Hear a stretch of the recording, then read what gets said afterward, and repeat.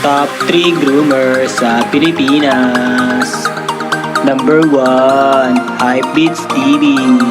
Si Hypebeats TV ay maraming followers sa Facebook. Ngunit siya ay nasabihang groomer dahil sa comment nito, naku pwede na. Number 2, Vic Soto.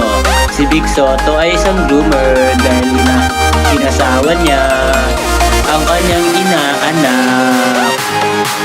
Number 3, Kirk Jontan Masibag.